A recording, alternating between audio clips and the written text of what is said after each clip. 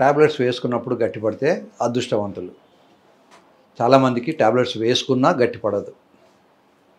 తర్వాత రెగ్యులర్గా టాబ్లెట్స్ వాడినప్పుడు 1 or 2 ఇయర్స్ తర్వాత టాబ్లెట్స్ ఇచ్చినా పనిచేయని పరిస్థితి రావచ్చు. దాన్ని మెడికల్ భాషలో టెకీఫైలాక్సిస్ అంటారు. ఫర్ ఎగ్జాంపుల్ విస్కీ తీసుకునేవాళ్ళు మొదట్లో కొంచెం తాగినా 20 ml 30 ml తాగినా వాడికి మత్తు వస్తుంది.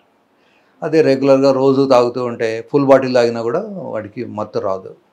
సో ఇలాగే మందులు కూడా రెగ్యులర్గా రోజు వేసుకోవడం, ఫ్రీక్వెంట్గా వేసుకోవడం వల్ల అవి పనిచేయకుండా పోతాయి. అలా మందులు టాబ్లెట్ వేసుకున్నా పనిచేయలేని వాళ్ళ కోసం అని కానీ, టాబ్లెట్స్ వేసుకున్నప్పుడు కొంతమందికి విపరీతమైన సైడ్ ఎఫెక్ట్స్ వస్తుంటాయి. ఫర్ ఎగ్జాంపుల్ విపరీతంగా హెడేక్ రావడము, తల తిరగడము, పొట్టలో నాజియా ఉండడము, వాంతి కావడము, లేదా విజువల్ డిస్టర్బెన్సెస్. వాడికి కార్ డ్రైవ్ చేస్తుంటే అది గ్రీన్ సిగ్నలా రెడ్ సిగ్నలా తెలియకపోవడం, ఇట్లాంటివి జరగవచ్చు. ఇవన్నీ కూడా సైడ్ ఎఫెక్ట్స్. అందరికీ అన్ని సైడ్ ఎఫెక్ట్స్ ఉండవు. కొద్దిమందికి కొన్ని సైడ్ ఎఫెక్ట్స్ ఉంటాయి. ముఖ్యంగా సిల్డెనఫిల్ లేదా వయాగ్రా, సుహాగ్రా, ఇట్లాంటి పెనిగ్రా ఇట్లాంటి టాబ్లెట్స్ అన్నిటికీ హెడేక్ సివియర్గా ఉంటుంది. టెడలాఫిల్ అనే టాబ్లెట్ వేసుకున్నప్పుడు బ్యాక్ ఏక్ సివియర్గా ఉంటుంది. సో ఇట్లాంటి సైడ్ ఎఫెక్ట్స్ టాలరబుల్గా లేనప్పుడు కానీ, టాబ్లెట్ వేసుకున్నా పనిచేయకపోయినప్పుడు కానీ సర్జరీ చేసుకోవచ్చు. నౌడేస్ ఈ పినల్ ఇంప్లాంట్ అనే surgery is affordable. Penal implant surgery even heart attack వచ్చిన వాళ్ళు కూడా చేసుకోవచ్చు, డయాబెటీస్ ఉన్నవాళ్ళు కూడా చేసుకోవచ్చు. పూర్వంలో ఏమిటంటే డయాబెటీస్ ఉన్న వాళ్ళకు సర్జరీ చేసినప్పుడు అవి ఇన్ఫెక్ట్ అయ్యి ఒక్కొక్కసారి తీయాల్సి వచ్చేది. ఇప్పుడు ఆ ఇన్ఫెక్షన్ రేట్ అనేది బాగా తగ్గిపోయింది. ఎందుకు అంటే మంచి ఇన్సులిన్స్, ఎండోక్రైనాలజిస్ట్ సర్వీసెస్ ఇవన్నీ అవైలబుల్ ఉండడం వల్ల షుగర్ కంట్రోల్ చాలా బాగా ఉంటుంది. తర్వాత కొత్త కొత్త దారాలు వచ్చాయి, వైఖరిలు అని. అంతకుముందు ఓన్లీ క్యాట్గట్ ఉండేది, ఇప్పుడు వైఖరిలు అని ఇట్లాంటి కొన్ని దారాలు వచ్చాయి.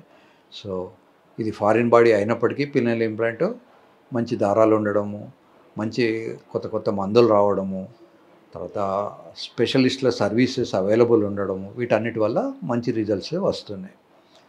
సో ఏ మాత్రము కూడా మనిషి టాబ్లెట్స్ వేసుకుంటే పని చేయకపోతే బాధపడక్కర్లేదు. ఒకసారి ఒక పేషెంట్ నా దగ్గరికి వచ్చాడు. యూజువల్గా మనం ఈ వయాగ్రా టాబ్లెట్ లేదా సుహాగ్రా లేదా ఇట్లాంటి పెనిగ్రా ఇట్లాంటివి అన్నీ కూడా 100 mg కన్నా ఎక్కువ ఇవ్వం 24 అవర్స్లో. అతను అట్లాంటి 100 mg టాబ్లెట్స్ 10 వేసుకుంటాడు, అంటే 1000 mg. అలా ఎక్కువ టాబ్లెట్స్ వేసుకోవడం వల్ల లివర్ చెడిపోవడం కానీ ఇట్లాంటి కొన్ని ప్రమాదాలు ఉంటాయి. లేదా అది పని చేయకపోవడము, లేదా ఒక్కొక్కసారి ఎక్కువ పనిచేసి ప్రయాపిజం అనే కండిషన్లోకి వెళ్ళి హార్డ్ అయిపోతుంది. ఇది ఇట్లాగే గంటలు గంటలు ఇది హార్డ్ అయిపోయి దీనికి మళ్ళీ మెత్తబడదు. యూజువల్గా కొన్ని నిమిషాల తర్వాత ఇది మెత్తబడము, మళ్ళీ కొద్ది నిమిషాల తర్వాత మళ్ళీ హార్డ్ అవ్వడం, ఇవన్నీ జరుగుతూ ఉంటాయి.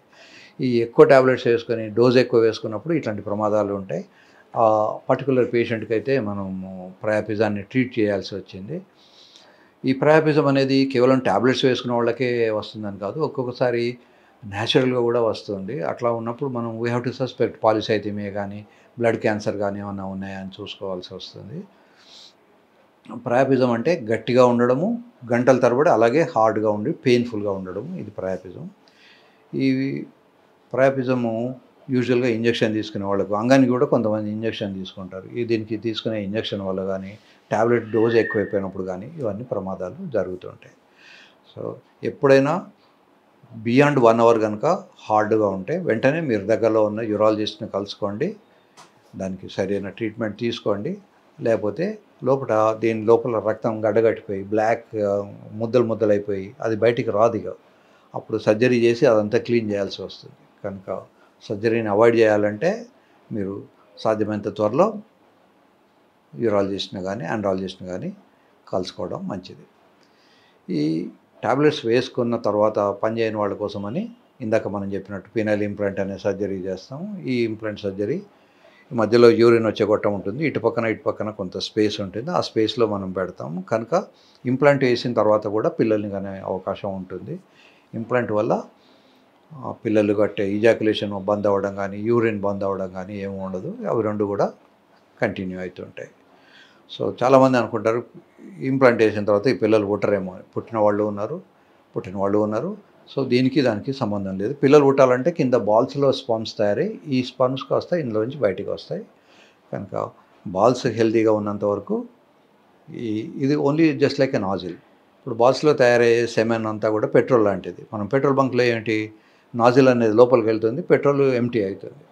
సో బాల్స్లో తయారైన పెట్రోల్ లేదా సెమెను అది బయటికి రావాలనుకుంటే ఈ నాజిల్ అవసరం ఉంటుంది. అంతే తప్ప దీనివల్ల పిల్లలు పుట్టకపోవడం అనేది ఉండదు. పిల్లలు పుట్టడం అనేది కేవలం సెమెన్ క్వాలిటీని బట్టే ఉంటుంది. ఈ సెమెన్ క్వాలిటీలో కూడా ఒక్కొక్కసారి తక్కువ ఉండడము, అసలే ఉండకపోవడము, లేదా కదలిక లేకపోవడం, ఇవన్నీ జరుగుతుంటాయి. వీటికి వెరికోసిల్ అనే వ్యాధి ఉందా లేదా అనేది చూసుకోవాలి. సెమెన్ పారామీటర్లో సెమెన్ టెస్ట్ ఒకటి చేసుకొని అన్నీ నార్మల్గా ఉన్నాయని రిలాక్స్ కావద్దు. సో స్క్రోటల్ డాప్లర్ స్టడీ అనే ఒక స్టడీ ఉంటుంది. ఆ స్టడీలో డాప్లర్ స్టడీ చేసినప్పుడు దానికి బ్లడ్ సప్లై ఎలా వస్తుంది, దానికి వచ్చిన బ్లడ్ మళ్ళీ వెనక్కి వెళ్తుందా లేదా, వెళ్ళడంలో ఎలా ఉంది, వెరికోసిల్ ఏమైనా ఉందా, ఇట్లాంటివన్నీ చూసుకోవాల్సి ఉంటుంది. ఒకవేళ వెరికోసిల్ ఉంటే వెరికోసిల్ సర్జరీ చేసిన తర్వాత quality of the sperms, pregnancy rate పెరుగుతుంది. ముఖ్యంగా ఒకసారి పిల్లలు పుట్టి మళ్ళీ పిల్లలు పుట్టట్లేదు అనుకోండి, దాన్ని సెకండరీ ఇన్ఫర్టిలిటీ అంటాం. అసలే పిల్లలు లేకపోతే ప్రైమరీ ఇన్ఫర్టిలిటీ. ఈ సెకండరీ ఇన్ఫర్టిలిటీలో 65% ఆఫ్ ది పీపుల్కు వెరికోసిల్ వస్తుంది. వాళ్ళు అనుకోవచ్చు, ఇద్దరికి బాబునో పుట్టాడు కదా, ఇప్పుడు మళ్ళీ నాకు కొత్తగా ఎందుకు చూసుకోవాలి అని.